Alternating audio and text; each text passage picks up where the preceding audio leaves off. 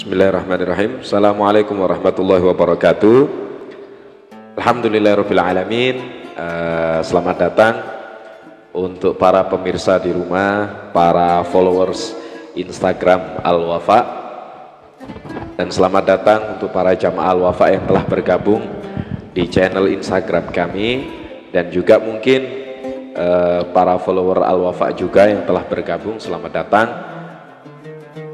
Dan saya himbau untuk para pendengar dan pemirsa di rumah ataupun yang di studio Markas Al-Wafa Malang Raya, mungkin sudah mempersiapkan pertanyaan, silahkan, karena nanti untuk malam ini spesial kita akan mengupas dan membahas tuntas tentang zakat fitrah dan fidyah. Karena mungkin dari kalangan remaja milenial ini mungkin masih bingung, punya utang puasa bertahun-tahun, gimana cara melunasinya. Nah, insya Allah pada malam hari ini kita akan membahas secara tuntas tentang fidyah dan zakat fitrah. Dan kali ini seperti biasa kita ditemani oleh narasumber yang Masya Allah menurut kami sangat keren ya, Ustadzuna Sofyan Haris, yang telah bersama kita, yang selalu menyemangati kita para pemuda-pemuda pencinta ilmu ini. Mudah-mudahan Ustadzuna diberikan umur yang panjang, barokah, diluaskan rizki, dan dimudahkan segala urusannya, amin ya rabbal alamin. Assalamualaikum Ustaz. Waalaikumsalam warahmatullahi wabarakatuh. Alhamdulillah, sehat walafiat. Selalu kita harus optimis, hidup optimis dan bahagia. Alhamdulillah. Karena siap, itu yang Ustaz. menjadikan hari-hari kita selalu nyaman dan indah. Alhamdulillah, Masya Allah. Gimana ya pemirsa ya, biasanya kalau ngomong sama Ustadz Sofyan ini bawaannya melting terus. Ya mudah-mudahan kita kesemuanya selalu diberi semangat oleh Allah Ta'ala untuk menimba ilmu, amin ya rabbal alamin. Dan langsung saja Ustadz, ini seperti tema yang kita bahas pada malam hari ini, yaitu tentang zakat fitrah dan juga fidyah Ustadz. Nah, untuk yang pertama kali dalam catatan kami Ustadz, atau cross check kami di tengah-tengah masyarakat tentang zakat fitrah ini Ustadz. Nah, untuk apa sih sebenarnya zakat fitrah ini Ustadz? Jadi sebagaimana kita sudah bahas pada episode yang kemarin ya, itu tentang zakat secara global itu adalah an-nama ya, atau dikatakan at-tuhur, suci ya, atau artinya berkembang. Jadi seseorang yang melakukan dan mengeluarkan zakat itu ibarat seperti dia mensucikan dirinya, mensucikan hartanya, dan mengembangkan hartanya. Dan terlebih khusus apa yang kita saat ini malam hari ini kita bahas, yaitu zakatul fitr, atau dikenal zakatul badan, zakat badan, raga. Dikenal zakat badan karena ini menjadi pensucian jiwa kita. Karena kita selama Ramadan ini ya melakukan puasa, dan sebagai ya akhir penghujung supaya amal ibadah puasa kita dan aktivitas amal soleh kita yang di Ramadan ini betul-betul menjadi sempurna, maka seseorang diwajibkan untuk mengeluarkan zakat fitrah. Maka sebagaimana sabda Nabi Muhammad SAW ya, zakatul fitri tuhratun lis-shaim ya minar rafat ya. Zakat fitrah itu adalah sebagai pensucian bagi orang yang berpuasa minar rafat, dari hal-hal yang keji atau hal-hal yang dia lakukan selama Ramadan, hal-hal yang menjadikan puasa itu tidak sempurna ya. Wa tu'matan lil masakin, dan menjadi makanan untuk orang-orang yang miskin. Sehingga yang pertama yang kita harus bawahi, zakat fitrah itu adalah sebagai pensucian jiwa untuk orang yang berpuasa itu sendiri. Yang kedua, sebagai penyempurna akan ibadah yang ada di bulan Ramadan. Kita mungkin banyak makan puasa, tapi puasanya mungkin nggak sempurna, dan kita nggak tahu, dan tanpa sadar. Maka itu zakat fitrah ini sebagai pelengkap, sebagai penyempurna hal-hal yang kurang dari apa yang kita lakukan. Makanya menurut ulama, ketika seseorang berpuasa namun dia tidak mengeluarkan zakatul fitr, ibarat amal ibadah yang di bulan Ramadan masih mengambang, belum sampai ke langit, belum sampai dihantarkan oleh malaikat ke langit. Maka yang menjadi pendorong amal ibadah yang kita lakukan dari bulan Ramadan itu, dari puasa dan sebagainya, adalah zakatul fitr. Yang ketiga, dalam zakat fitrah ini adalah fungsinya untuk tu'matan lil masakin, sebagai makanan untuk orang-orang miskin.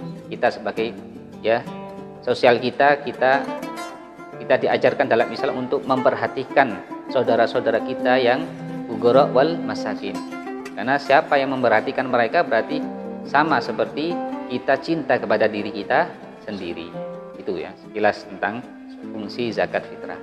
Nah, ini tadi Ustadz membahas tentang penyucian diri karena sudah berpuasa Ramadan, Ustadz. Iya.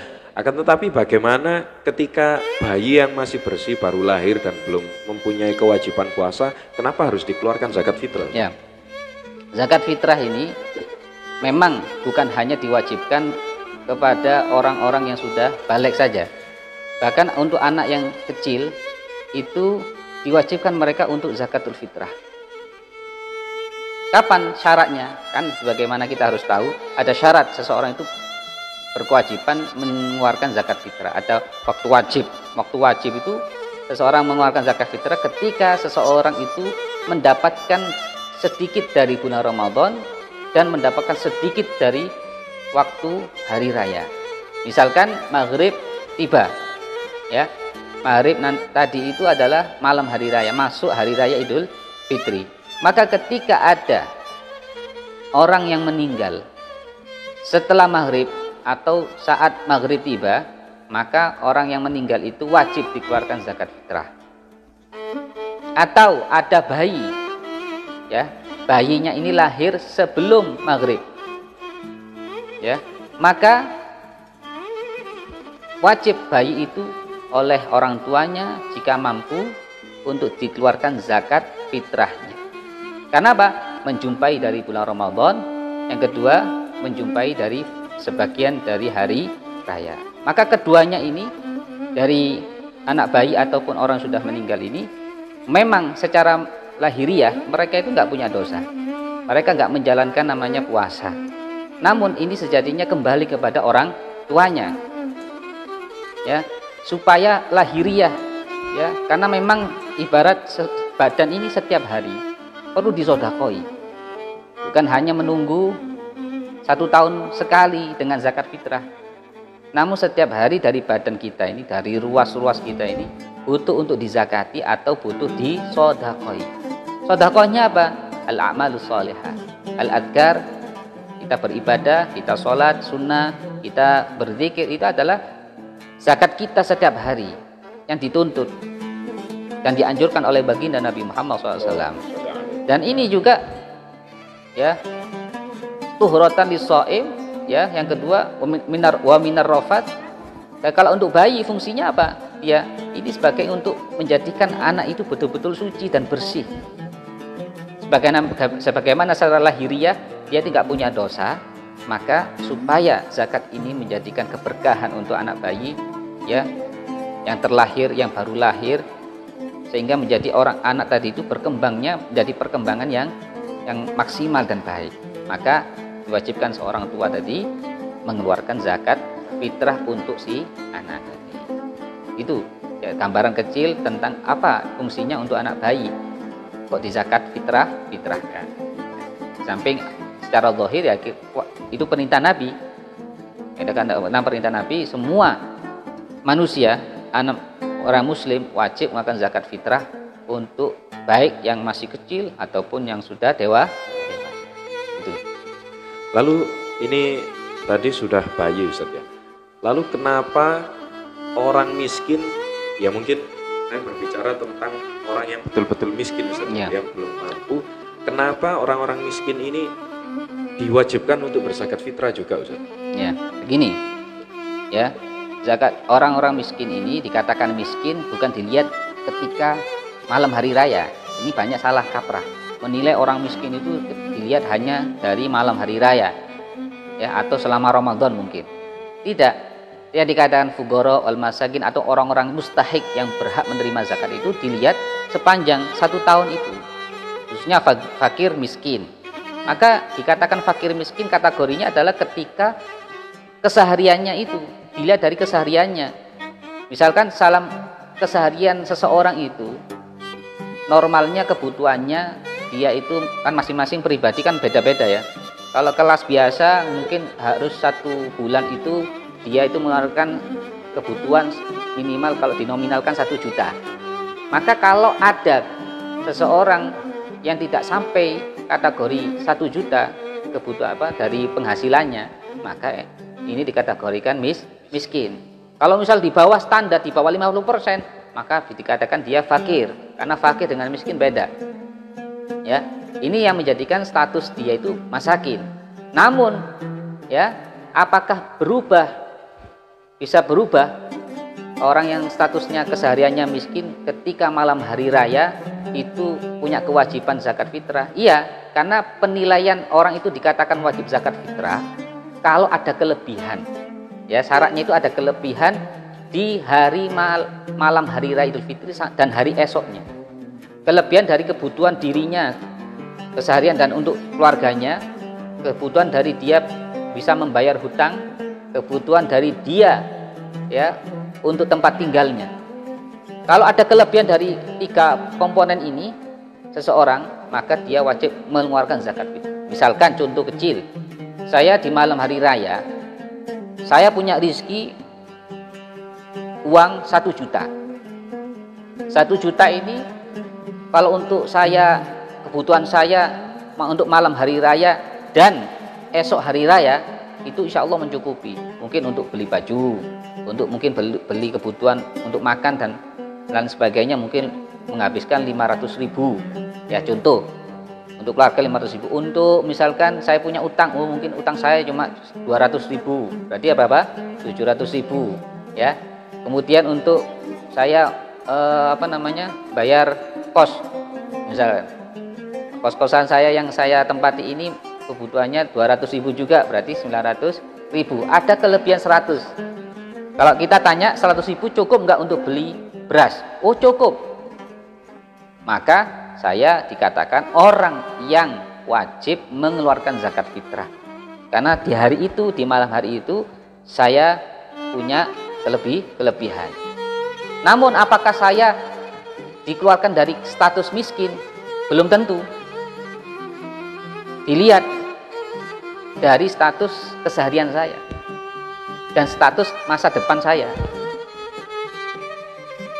Kalau misalkan tiba-tiba saya dapat rezeki nomplok, tiba-tiba saya kaya mendadak, otomatis status saya yang lampau, yang statusnya keseharian saya itu pas-pasan di bawah kategori cukup, itu berubah menjadi dikatakan orang kaya karena saya tiba-tiba kaya mendadak. Yang cukup bukan hanya untuk 1 hari, besok hari, tapi untuk kelanjutannya saya merasa cukup. Maka di situ saya tidak boleh menerima zakat. Tapi kalau saya cukupnya di hari itu saja dan sampai esoknya, untuk hari ketiga saya belum tahu. Mungkin akan kembali seperti semula, normal. Ya, di bawah standar kadang-kadang dapat pendapatannya. Maka status sosial saya sebagai masakin atau fakir tidak hilang, sehingga walaupun saya di hari raya punya kewajiban mengeluarkan zakat fitrah, namun saya juga berhak mendapatkan atau boleh diberikan zakat. Terserah saya. Jadi nanti kembali kepada diri masing-masing.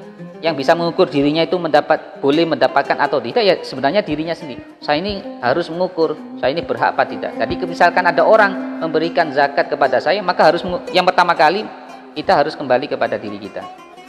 Ini apa? Kok saya dikasih beras? Oh ini zakat fitrah untuk sampean, karena kami mengira sampean termasuk orang yang membutuhkan. Oh, maka dikembalikan pada dirinya. Oh saya ini masuk fakir miskin apa enggak? Oh iya, saya kesalahan kita, saya pas-pasan. Boleh saya menerima zakat. Ya bukan hanya zakat fitrah saja, zakat mal, zakat dan lain sebagainya. Zakat harta boleh kita menerima. Itu ukurannya. Lalu bagaimana permasalahan di tengah-tengah masyarakat ini tentang orang yang mampu, Ustaz? Orang yang mampu yang kita katakanlah kaya, Ustaz.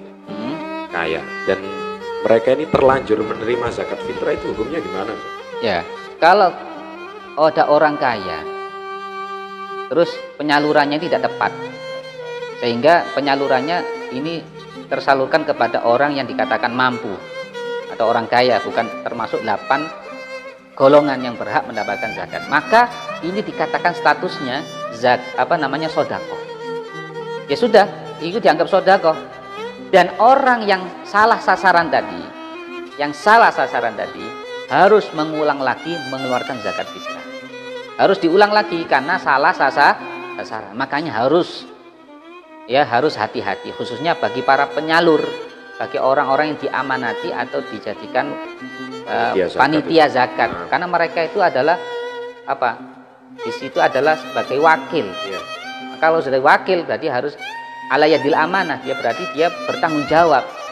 Kalau ada yang salah sasaran, maka yang bertanggung jawab adalah panitia ini, karena sudah mau menerima amanah. Maka kalau ada yang salah, maka harus cepat-cepat bertanggung jawab. Dirinya sendiri mengganti, atau dia harus wajib memberitahu kepada yang menyalurkan. Dan ini berasnya siapa ini? Oh, berasnya si fulan.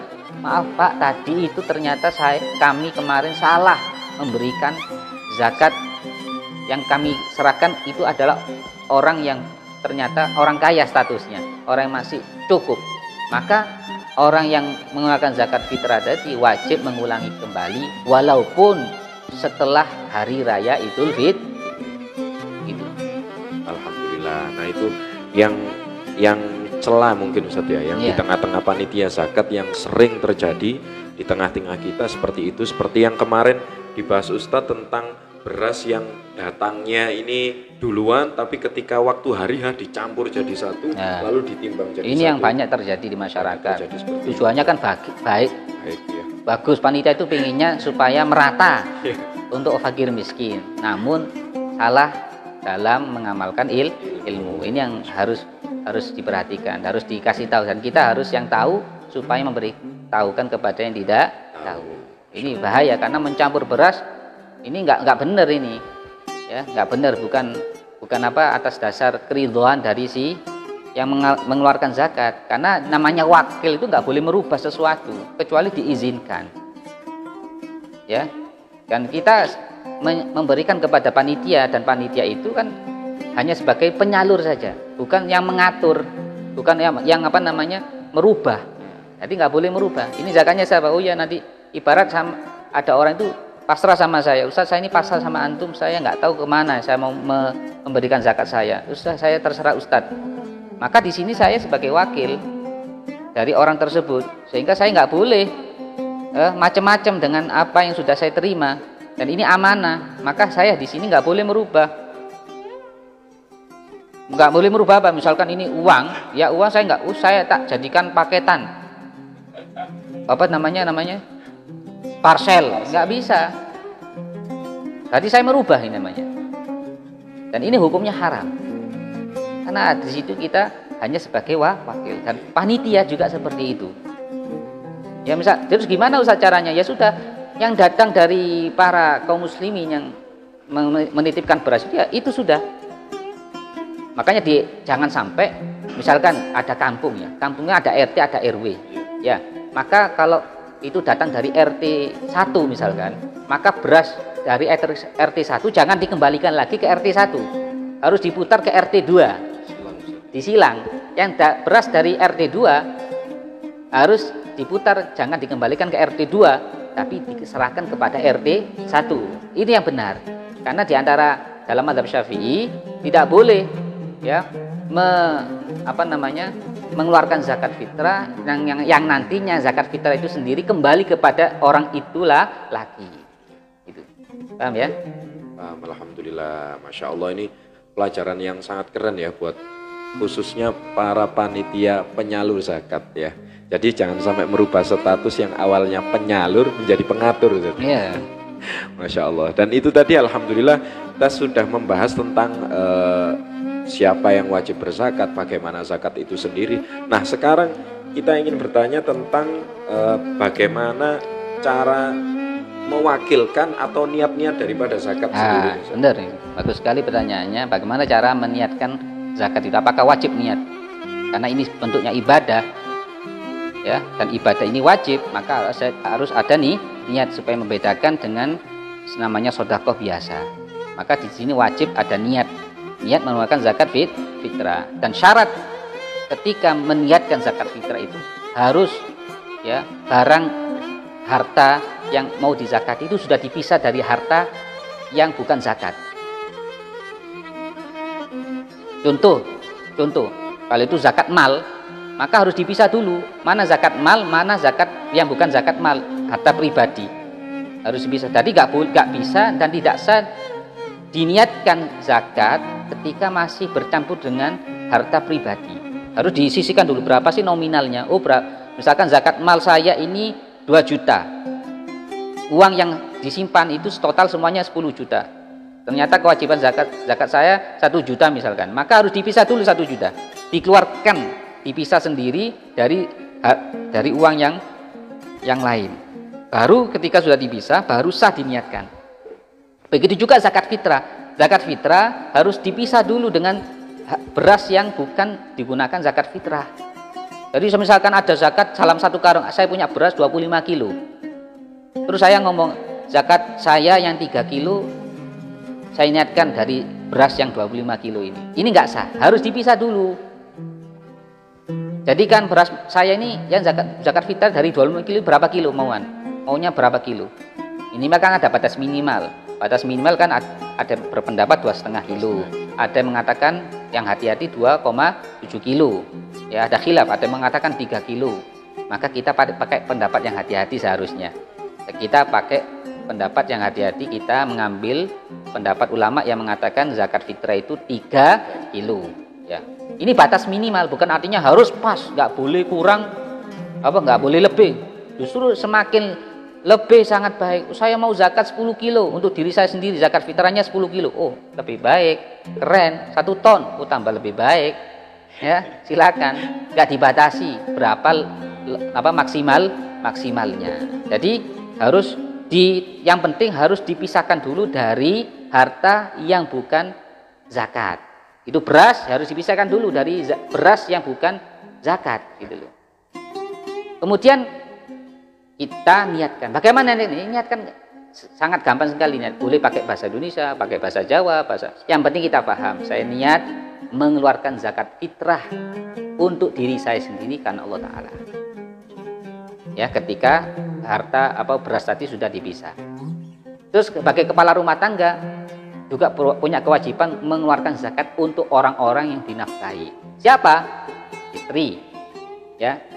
Jadi si istri kita zakati sebagai kepala rumah tangga, suami wajib mengeluarkan zakat untuk istri ketika mampu ya, suami mampu. Kemudian siapa lagi? Anak yang masih kecil yang belum balik. Itu kita wajib kita zakat. Kemudian siapa? Orang tua. Ketika orang tua tidak mampu, maka wajib anaknya mengeluarkan zakat untuk orang tuanya. Ya, ini mereka kita boleh meniatkan untuk mereka zakatnya. Jadi zakat untuk istri saya yang niatkan, boleh. Cukup. Karena apa? Saya yang punya kewajiban mengeluarkan zakat untuk mereka, maka juga saya yang meniatkan zakat fitrahnya dari mereka. Jadi saya berasnya istri saya niatkan juga, berasnya zakat fitrahnya anak saya juga saya niatkan. Sama, saya niat mengeluarkan zakat fitrah untuk istri saya. Ini saya melakukan zakat fitrah untuk anak saya. Begitu caranya dan seterusnya. Ya, jadi harus diniatkan. Ya, itu. Lalu bagaimana Ustaz ketika zakat fitrah ini kita pasrahkan ke penyalur Ustaz? Apa niatnya ada yang dirubah? Ya, kalau kita itu meniatkan, boleh niat itu kita wakilkan kepada orang lain. Sebagaimana penyaluran zakat fitrah itu kita serahkan kepada orang lain, boleh. Maka niatnya pun juga boleh. Ustaz, misalkan Mas Habib ini pasrah sama Ustaz, saya ini pasrah sama Ustaz, tolong Ustaz niatkan zakat fitrah ini untuk saya atau untuk anak saya atau untuk istri saya. Maka boleh saya. Maka sebagai wakil di sini atau panitia atau yang semacamnya wajib meniatkan beras ini yang saya terima ini untuk si sabik dan atau siapapun yang diinginkan, yang dipasrahkan. Jelas ya? Itu caranya. Alhamdulillah. Terima kasih Ustaz. Nah ini mungkin sekelumit tentang zakat fitrah Ustaz ya. Lalu kita akan menyambung ke tema yang selanjutnya Ustaz. Tentang fidyah. Iya, tentang fidyah. Nah mungkin ini banyak sekali Ustaz ya. Kalau Al-Fakir lihat, mungkin teman-teman lihat di kalangan generasi milenial ini Ustaz, masih belum tahu tentang video Ustaz. Kemarin ya beberapa tahun kemarin ini Ustaz sempat ada sebagian pemuda curhat, Mas ini saya gimana Mas, saya punya utang puasa di tahun 2015, ini cara melunasinya kayak gimana lah ini Ustaz? Ya gini ya, widya itu secara bahasa itu adalah tebusan dari sesuatu yang kita nggak mampu menjalankan, tebusan sanksi ya. Maka dalam fikih ya, dalam Al-Quran juga disebut wa'alladzina yutiquna fidyatun ta'amu miskin. Jadi kalau ada hal-hal yang dikatakan dalam kategori syariat itu udzur untuk dia tidak bisa berpuasa, maka dilihat konteksnya. Maka siapa yang nanti dikategorikan orang tersebut betul-betul dikategorikan boleh nggak berpuasa di bulan Ramadan. Maka ketika dia masuk kategori yang boleh nggak berpuasa, maka sebagai ganti dari dia nggak berpuasa Ramadan, maka orang itu wajib mengeluarkan yang namanya fidyah, ganti dari puasa. Jadi tidak semua orang itu wajib membayar fidyah. Ada kategori orang-orang tertentu saja. Seperti yang pertama, orang yang sudah tua, nggak bisa mampu berpuasa. Maka bagi mereka yang sudah tua renta ini wajib mengganti kewajiban mereka nggak bisa puasa dengan membayar fidyah. Siapa lagi? Orang sakit yang tidak ada harapan untuk sembuh. Jadi sudah nggak ada harapan untuk sembuh, ini sakit terus ini, dan dia nggak mampu berpuasa. Maka sebagai gantinya dia harus mengganti fidyah. Bukan apa? Sakit yang biasa, sakit panas, terus nggak puasa, terus saya ganti fidyah aja, saya nggak mau qadha, nggak bisa. Sakitnya biasa, maka wajib menggantinya dengan puasa, tidak bisa diganti dengan yang selain puasa. Kecuali kalau sudah ingatnya itu mau tobatnya itu sudah tua renta, ya Ustaz saya sudah tua renta, saya ingat dulu sekali masih muda saya ini nakal, dablek, gak pernah puasa. Saya mau ganti puasa saya dengan qadha, otomatis saya sekarang aja nggak mampu. Gimana Ustaz? Baru boleh diganti dengan fidyah. Ya, dan fidyah ini harus dipahami, bukan artinya oh berarti saya nanti nggak ada hisab di akhirat. Tetap apa yang sudah kita pernah jalankan dari dosa-dosa itu, kita harus ada perasaan takut di akhirat tetap akan ada hisabnya. Jadi jangan sampai merasa saya sudah bayar fidyah, insya Allah saya aman. Ya, fidyah ini hanya sebagai hukum zahir dari apa yang kita nggak melakukan dari syariat. Ya. Kemudian orang yang ketiga yang boleh dia itu mengeluarkan fidyah, wajib mengeluarkan fidyah bagi orang yang terlambat mengqadha puasanya sampai datang Ramadan berikutnya. Seperti tadi ya, sampai 2015, sekarang 2021, berarti berapa tahun yang belum diqadha? Sampai 7 tahun. Berarti kan ketika sudah sampai pada Ramadan berikutnya, maka dia punya tanggungan, bukan hanya qadha-nya tetap berjalan, dan qadha-nya sesuai dengan hari yang pernah ditinggalkan, tidak sampai munda ya, selama munda itu berlipat ganda, enggak. Khusus fidyah saja yang nanti bisa berlipat ganda sesuai dengan tahun dari Ramadan yang sampai nggak diqadha. Misalkan saya punya utang qadha 2015 tadi ya, sebanyak 1 minggu 7 hari, maka tetap saya sampai kapanpun, sampai 2021 puasa qadha saya yang 7 hari ini nggak berubah, nggak berkurang juga tidak berlipat ganda. Namun yang menjadi masalah, saya punya kewajiban menambah, kena sanksi, karena saya nggak qadha sampai bertahun-tahun, saya wajib menambah sanksinya dengan membayar fidyah. Jadi mulai kapan? 2015 ketemu 2016 saya nggak qadha, berarti yang 7 hari ini. Berarti 2016 ini saya punya kewajiban perharinya membayar fidyah. Berapa ukurannya? 6,25 ons. Paling enak ya kita ganjilkan aja langsung jadi 7 ons per hari. 7 kali 7 49 ons. Ya kan ringan, ini sebenarnya ringan. Ya. Jadi Kalau 2016 berarti saya punya kewajiban 49 ons. Terus ternyata 2017 saya masih nggak kodok lagi sampai datang Ramadan lagi, maka saya berlipat ganda lagi sanksinya, fidyahnya berlipat ganda. Berarti berapa? 49 kali 2, hitung sendiri berapa itu? 98. Terus 2018 masih belum dikodok lagi yang 2016, maka menambah lagi berlipat ganda. Berapa? Tambah 49 os lagi berapa? Hitung sendiri ya sudah. Terus sampai begitu terusnya sampai berlipat terus ya, berlipat terus ya. Terus saya gimana, saya nggak mampu ya, sampai mampu bayarnya itu semampunya, nggak usah menunggu bulan Ramadan untuk membayar ya. Kapan mampu maka diserahkan, dibayarkan. Jadi segera Ustaz ya, ya. Ketika mampu, nggak perlu harus Ramadan Ustaz. Nggak harus menunggu Ramadan, jangan menunggu Ramadan. Bayar fidyahnya karena nggak bayar belum kodok ya, harusnya secepatnya, kapan mampu harus dibayarkan ya. Kemudian yang terakhir adalah membayar fidyah ini bagi khusus orang yang perempuan yang hamil atau menyusui, yang dia khawatir ya akan anaknya saja. Jadi nggak puasa karena takut anaknya saja. Saya hamil, ada perempuan bilang saya hamil tapi saya sebenarnya kuat puasa, cuma kasihan anak saya. Nah, ini nanti di samping dia wajib mengqadha puasa, dia punya tanggungan lagi membayar fidyah. Begitu juga orang menyusui, saya sebenarnya kuat puasa Ustaz, tapi karena saya menyusui takut anak saya ada apa-apa. Nah, berarti yang dikasihani kan anaknya saja.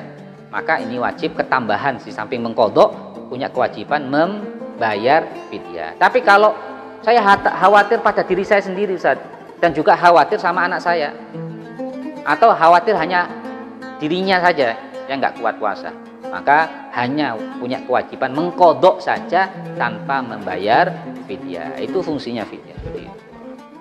Lalu apakah si penerima fidyah ini kategorinya sama dengan si penerima zakat fitrah?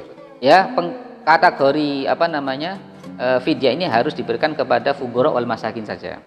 Ya, dari fuqara wal masakin saja, mereka lah yang mendapatkan fidyah. Ya.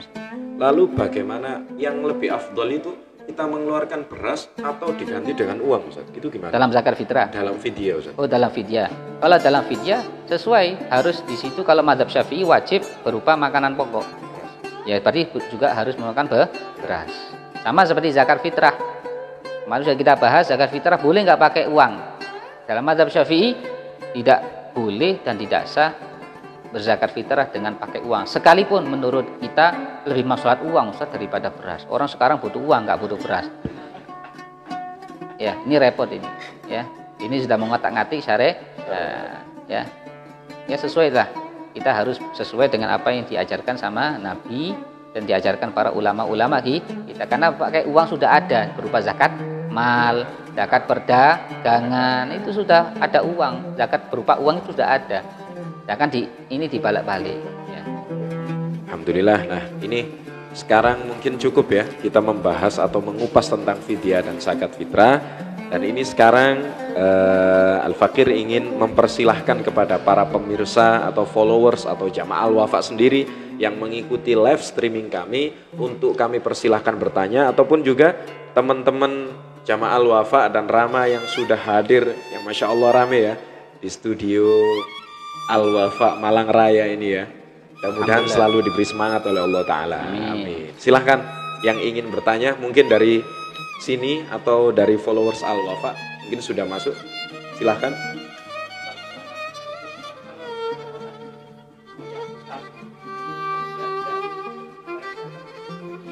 Punya utang namun bayar zakat.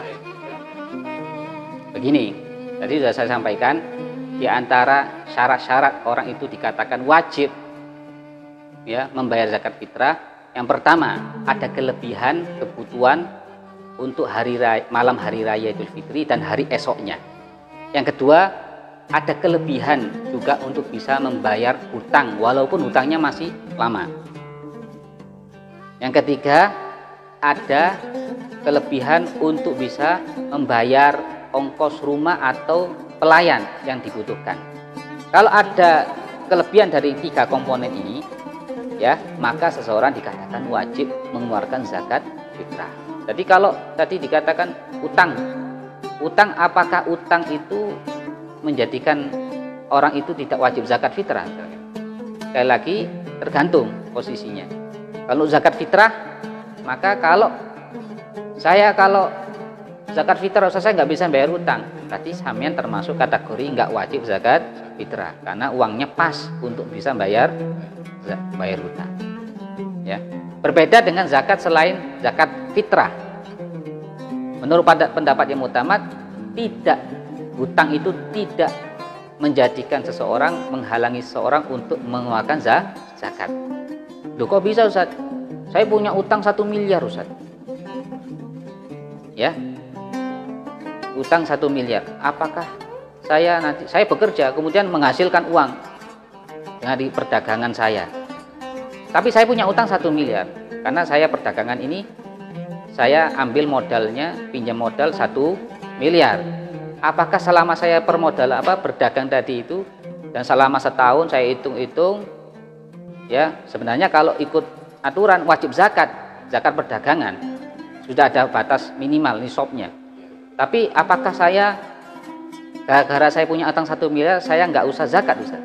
Maka di sini menurut pendapat mazhab Syafi'i tetap orang ini wajib kena zakat meskipun punya utang 1 mil. Karena apa? Karena dia masih ada punya kemampuan untuk membayar utang tersebut walaupun secara tempo. Kalau alasannya saya punya hutang, saya lebih baik bayar hutang daripada zakat, maka ini perkataan yang salah. Karena akhirnya dan akibatnya orang zaman sekarang akhirnya yang banyak kredit akhirnya menghalangi. Saya punya kredit, saya nggak bisa zakat, berarti saya lebih baik bayar kredit daripada bayar zakat. Nah, akhirnya kredit kan termasuk utang yang bertempo. Akhirnya dibuat alasan akhirnya tidak mengeluarkan zakat. Ya, itu yang harus dibaca. Alhamdulillah. Nah mungkin pemirsa atau followers Al-Wafa yang mengikuti live streaming tadi belum tahu ya, pertanyaannya mungkin nggak kedengeran. Itu tadi dari jamaah Al-Wafa yang di studio ini bertanya tentang bagaimana utamanya membayar hutang dulu atau mengeluarkan zakat fitrah. Nah itu tadi jawaban dari Ustaz Sofyan Haris. Mungkin ada lagi pertanyaan yang masuk mungkin daripada jamaah Al-Wafa. Nah ini sudah ada yang masuk Ustaz, dari pemirsa di rumah, yaitu apakah seorang fakir yang tidak beribadah atau tidak sholat berhak menerima zakat Ustaz? Ya. Apakah orang yang meninggalkan sholat ya termasuk orang yang tidak boleh diberi zakat? Ini pertanyaan sangat bagus sekali karena dalam mazhab Syafi'i Imam An-Nawawi, seorang yang orang yang berfatwa dalam mazhab Syafi'i, itu beliau berpendapat bahwasanya menurut Imam Nawawi bahwasanya orang tarikus sholat, orang yang meninggalkan sholat dan dia tidak tobat, belum tobat, maka dia tidak boleh diberi zakat. Baik zakat fitrah ataupun zakat mal, haram. Kenapa? Karena ada dalil ya. Bainal kufri ya wal Islam tarkus shalah al hadits agamal. Orang itu antara kufur dan Islam itu adalah meninggalkan sholat. Jadi siapa yang meninggalkan sholat amidan muta'ammidan faqad kafara jiharo. Dalam hadis seperti itu, maka dia seperti orang terang-terangan mengkufur, menjadi orang yang kufur secara terang-terangan.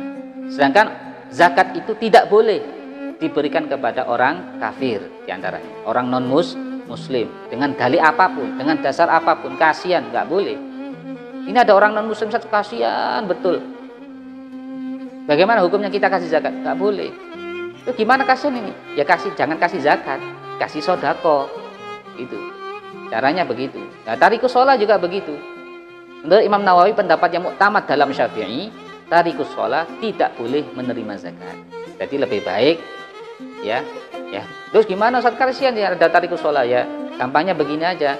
Kalau kita mau ngasih kepada tarikus sholat, orang yang meninggalkan sholat dan dia masih muslim ya, namun dia nggak sholat istilahnya, maka kita datangi, Pak ini zakat ya, ini zakat fitrah, ini zakat mal, taman mau dah, syaratnya satu, tobat, mau sholat. Kalau Saman mau sholat, Bapak ingin sholat, kita akan kasih. Kalau pengen seperti itu yang kenapa? Ini eman, apalagi penyalur ya. Penyalur ini harus betul-betul cermat. Siapa-siapa yang berhak menerima zakat. Karena tugas kita harus sama. Kita ini hanya penyalur, ya. Jadi harus betul-betul hati-hati siapa-siapa yang berhak menerima zakat. Apalagi kena fatwa tadi dari Imam Nawawi yang diakui dalam fatwanya lebih kuat dari yang lainnya. Maka kita harus hati-hati ya. Nah, mungkin ya ini kembali ke penyalur tadi Ustaz ya, atau panitia zakat itu sendiri. Berarti kalau sudah terlanjur diberikan kepada orang yang meninggalkan sholat atau haram diberikan zakat Ustaz, itu berarti harus mengulang Ustaz. Iya. Kalau menurut kita menurut Imam An-Nawawi ya, maka harus diulang lagi zakat fitrahnya karena tidak dianggap sah. Harus hati-hati ya. Kemudian kategorinya orang tarikus sholat gimana? Ini harus hati-hati juga. Bukan artinya orang yang nggak pernah ke masjid itu berarti orang tarikus sholat, dan tidak bisa. Dari orang yang dianggap tarikus sholat itu orang yang terang-terangan aja, kelihatan betul-betul nggak pernah sholat, diajak sholat, Mas sama nggak sholat, saya nggak mau sholat, males saya. Ya, ini terang-terangan sudah. Orang yang seperti ini yang nggak boleh kasih zakat. Tapi kalau masih ada kemungkinan orang ini sholat, mungkin di rumahnya sholat, walaupun nggak pernah datang ke masjid, boleh kita kasih zakat. Itu loh, jangan divonis orang nggak pernah datang ke masjid atau langgar atau musola berarti tarikus sholat, orang yang meninggalkan sholat. Ini nggak boleh, itu sangat mudah sekali memvonis. Nah, ini juga ada pertanyaan lagi yang sudah masuk Ustaz. Mungkin tadi sudah dijawab oleh Ustaz Sofyan, tapi mungkin bisa diulang kembali. Ini pertanyaannya, membayar fidyah itu berasnya berapa kilogram? Ya, ukuran fidyah itu kurang lebih 6,25 ons. Ringan sekali ya, nggak sampai 1 kilo. Ya, sehingga kalau bisa digenapkan aja 7 ons. Saya mau bayar setiap harinya saya jatah 1 kilo boleh ya, sangat boleh sekali. Ya, sama seperti zakat tadi. Zakat kan minimal 3 kilo. Ya, lebih kan semakin lebih baik. Mungkin dari studio ada yang bertanya lagi, silahkan. Jamaah Al-Wafa, cukup? Iya, silakan.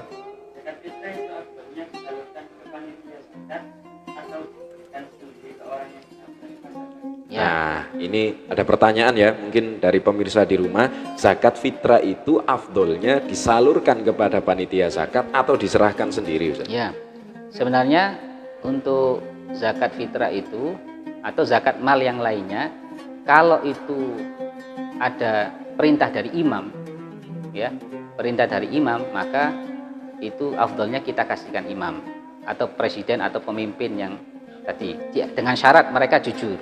Afdolnya. Tapi kalau kita masih khawatir, banyak sekarang ini pemimpin nggak bisa dipercaya, maka yang lebih baik kita salurkan sendiri, dan itu yang lebih utama untuk zaman sekarang. Kalau kita mampu ya, dengan syarat kita tahu di orang-orang yang berhak menerima zakat dan kita tahu, maka kita lebih baik menyalurkan sendiri. Tapi kalau kita nggak tahu, bingung, ya lebih baik kita salurkan.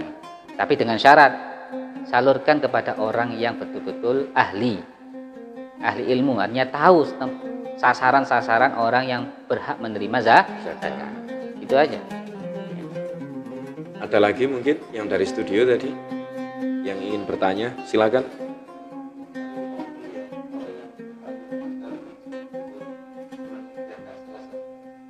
Ya, makanya ini kita harus ya. Ini tadi ada pertanyaan dari teman-teman dari Jamaah Al-Wafa, kalau bagaimana caranya melihat itu orang yang wajib menerima zakat Ustaz? Ya, kita harus mendata. Otomatis dalam mendata ini harus kita ikutkan tokoh-tokoh masyarakat atau tetangga. Kalau itu misalnya pribadi, kita tanya kepada yang terdekat dari orang tersebut. Orang ini gimana sih? Orang ini kalau kesehariannya gimana? Kita tanya. Mungkin kita malu kepada orangnya langsung, maka kita tanya kepada orang yang terdekat. Atau kalau itu skala seperti di masjid atau di kampung, maka kita harus melibatkan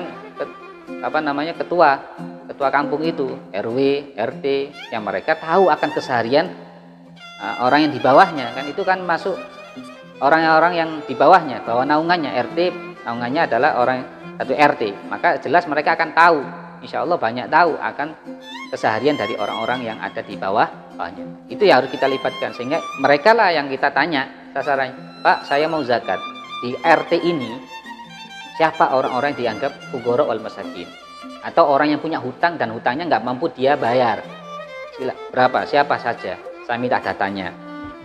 Kan biasa ada, apalagi kan insya Allah di sekarang ini ada, dan itu harus datanya harus diupdate terus, jangan yang tahun kemarin dipakai untuk tahun sekarang. Ini banyak kan seperti itu. Nah, ini bahaya ini ya. Karena apa? Mungkin berbeda, karena mungkin tahun kemarin mungkin orang ini statusnya minal fuqara wal masakin. Tapi boleh jadi tahun ini dia sukses. Kok dianggap fuqara wal masakin lagi? Ya. Jadi fuqara wal masakin bukan label yang sampai mati ya. Iya. Ya. Labelnya bisa berubah-ubah. Nggak stabil. Iya, nggak stabil. Boleh jadi yang kaya justru bisa jadi fuqara wal masakin. Jadi harus diupdate terus setiap tahun, setiap saat ya. Mungkin itu himbauan ya buat panitia di rumah, yang panitia yang sedikit aras-arasan biasanya ya, untuk mendata penduduk di masing-masing wilayahnya. Mungkin ada pertanyaan lagi dari jamaah. Oh ya, ini dari pemirsa di rumah, Ustaz. Adakah ketentuan jumlah besaran orang yang menerima zakat fitrah atau zakat mal? Ya, dalam mazhab Syafi'i kita diwajibkan untuk meratakan ya zakat itu kepada semua golongan. Ya, dianjurkan seperti itu. Batas minimalnya kita wajib meratakan kepada minimal 3 golongan. Kan ada 8 golongan, dari mulai fakir sendiri, miskin sendiri, gharim orang yang berhutang, punya orang yang punya utang, ada lagi fisabilillah orang yang berperang di jalan Allah. Ya, ada ibnu sabil orang yang berada di tengah jalan nggak punya bekal, habis bekalnya atau dicuri. Ya, ada lagi mu'allaf, ya, itu ada rigob, ya, itu semuanya 8 golongan.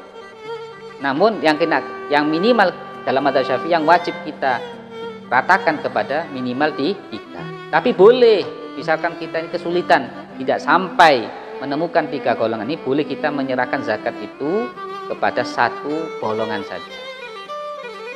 Yaitu misalkan kita hanya menemukan fakir, ya kita kasihkan fakir saja.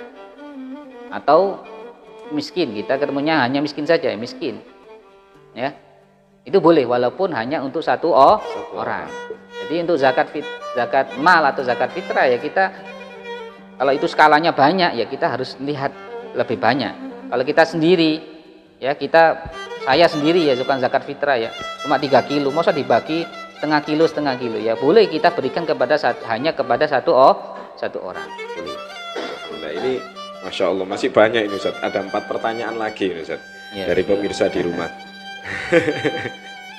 Beras untuk zakat kan tidak boleh dicampur tadi Ustaz ya. Iya. Nah semisal kita beli beras 1 sak terus disakatkan, berasnya yang 1 sak itu apakah boleh buat 2 orang atau lebih Ustaz? Iya boleh.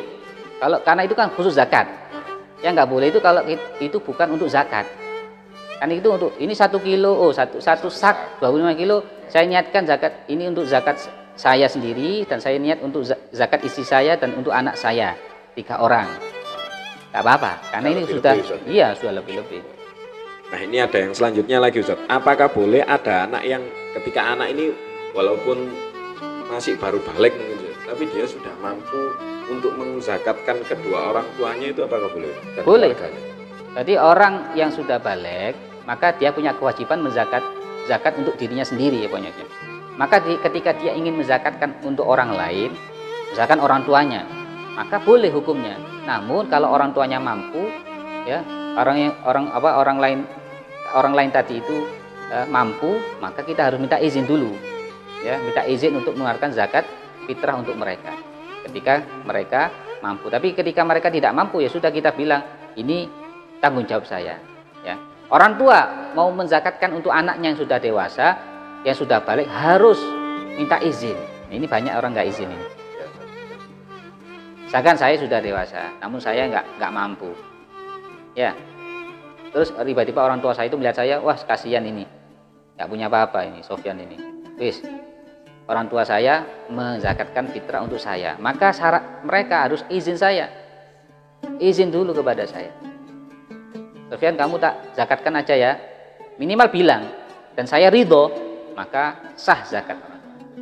Ya, kalau saya nggak ridho atau saya nggak tahu, hukum zakatnya tidak sah. Dalam madzhab Syafi'i tidak sah. Itu harus diperhatikan. Yang kedua harus perhatikan pula yang banyak salah ini. Di mana kita menjumpai malam Ramadan, maka disitulah tempat zakat fitrah kita. Saya pulang ke Malang, saya mudik, ya.